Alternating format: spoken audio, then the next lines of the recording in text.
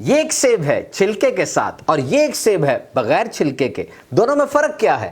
اس سیب میں 332% زیادہ وائٹامن کے ہے، 142% زیادہ وائٹامن اے، 115% زیادہ vitamin C, 20% more calcium and 19% more potassium ہے۔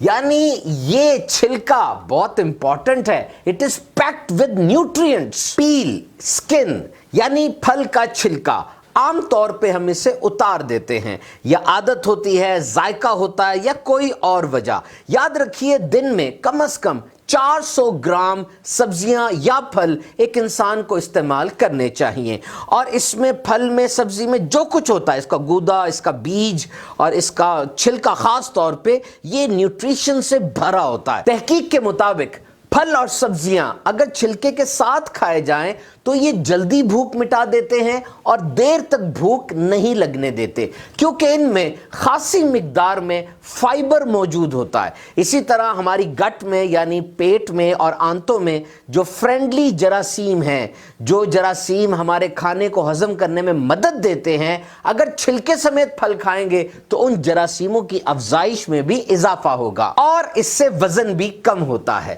بعض پھلوں اور سبزیوں کے چھلکے کچھ موٹے ہوتے ہیں، جیسے پائن ایپل، اناناس ہے، انینز ہیں، میلنز ہیں، کیلا ہے، تو ایسے چھلکوں کو استعمال نہ کیا جائے۔ چھلکوں کے اوپر عام طور پہ جراثیم کش سپرے کا اثر بھی ہوتا ہے، تو اچھی طرح ان کو پہلے صاف کر لینا چاہیے۔ So these peels are not only leftovers in kitchen، تو یہ چھلکے صرف کچن میں کوئی گند نہیں ہے، بلکہ ان کے بہت سے فوائد ہیں۔ یہ موسمی اور مالٹے کا چھلکا سکن کے لیے بہت اچھا ہوتا ہے، اور یہ کیک میں اور دیگر جو میٹھی چیزیں ہیں اس میں فلیور دینے کے لیے بھی استعمال کیا جا سکتا ہے۔ اور یہ جو سیب کا چھلکا ہوتا ہے، یہ چائے بن سکتی ہے اس کی اپنی الگ سے چائے ہوتی ہے، اور سیب کے چھلکے کو ہم اپنی ریگولر بلیک ٹی اور گرین ٹی میں بھی فلیور دینے کے لیے استعمال کر سکتے ہیں۔ سیب کا چھلکا، اس سے جیم اور جیلی بھی بن سکتی ہے۔ تو کوشش کیجئے یہ تمام چیزیں سیکھ لیجئے، اپنے بچوں کو